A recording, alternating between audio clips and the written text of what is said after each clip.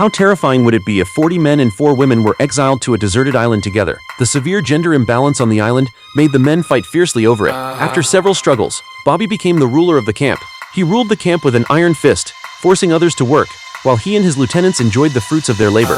This made many people start to feel discontent. One day, while the women were washing clothes by the river, Frank led a rebellion. They launched a surprise attack from behind and took down all of Bobby's men.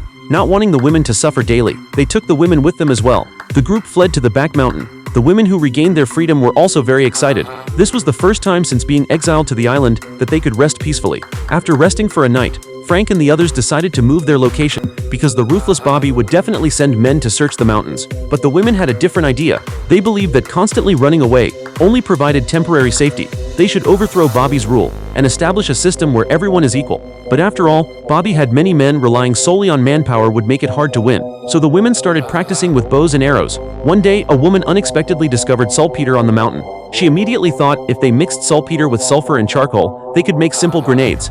After a week of continuous searching, Bobby's men finally found traces of Frank and the others. The two sides quickly started fighting, but they never expected the women had become so tough. Frank and his group took the chance to quickly escape.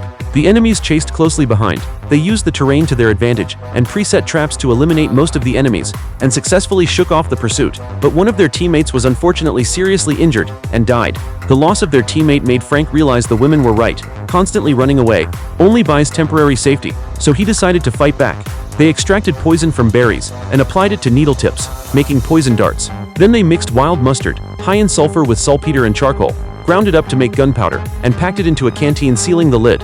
A simple grenade was now made. Meanwhile, Bobby, who failed the last capture, also thought of a new plan. The only water source on the deserted island was the stream in the back mountain. As long as they controlled the water source, they would definitely find Frank and the others, so he sent men to set an ambush by the stream.